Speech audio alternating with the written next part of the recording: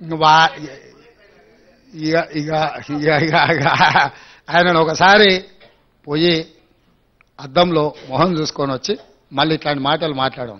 Sainik school ఇచ్చిన దాన్ని, వరంగల్లో పెట్టిన దాన్ని అర్ధాంతరంగా ఆగిపోయింది. ఎందుకు ఆగిపోయిందని వాళ్ళ ముఖ్యమంత్రిని అడగలేదు. ఆ సైనిక్ స్కూల్ మాకు ఇవ్వండి. ఆంధ్రప్రదేశ్లో కోరుకొండ సైనిక్ స్కూల్, చిత్తూరులో ఇంకో సైనిక్ స్కూల్ ఉంది, మా పిల్లలు చదువుకోవాలి అని చెప్పి ఆ వినోద్ కుమారే లెటర్ పెట్టి వచ్చిన దాన్ని అర్ధాంతరంగా ఆగిపోయింది. ఇప్పుడు మనకు సైనిక్ స్కూల్ లేదు. ఆ విషయం ప్రస్తావించని వినోద్ కుమార్ గారు ఐటీఐఆర్ కారిడార్ వెనక్కిపోతే ఎందుకు పోయిందని అడగలేని వినోద్ కుమార్ వచ్చి ఇంకా ఈ రోజు వచ్చి మాకు బుల్లెట్ ట్రైన్ గురించి మాకు శుద్ధులు చెప్తున్నాడు.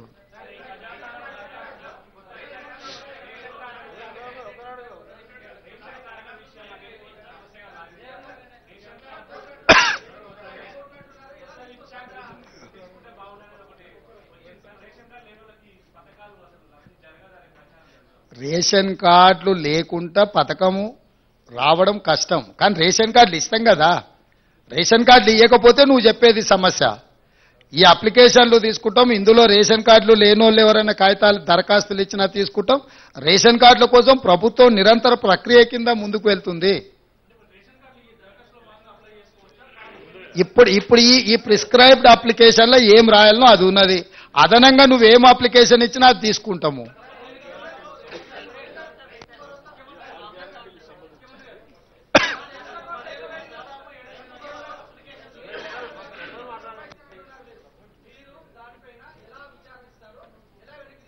ఏంటిది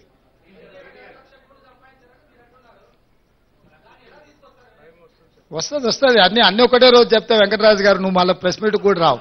డెఫినెట్ గా నువ్వేం టెన్షన్ తీసుకోక. ఏంటన్నా నీకు తెలిసిన వివరాలు కూడా ఉంటే వాటిని కూడా ఇస్తాం. ఇప్పుడు ఆల్రెడీ కాళేశ్వరం మీద ఆర్డర్ ఇచ్చినాం, చూసినావు కదా. మేడిగడ్డ, అన్నారం బ్యారేజ్ల మీద ఏం చేయదలుచుకున్నాం ఇచ్చినాము. అదేవిధంగా ఛత్తీస్గఢ్ది యాదాద్రి, భద్రాద్రి మీద కూడా ఆర్డర్ ఇచ్చినాము. దాంట్లో జ్యుడిషియల్ ఎంక్వైరీలో ఎల్ఏ వివరాలు, రికవరీ, రెవెన్యూ రికవరీ యాక్టులు ఇవన్నీ ఉన్నాయి కదా. అప్పుడే అయిపోలేదు, ఇంకా 30 రోజులే కాలే, ముందుంది కదా ముసళ్ళ పండుగ.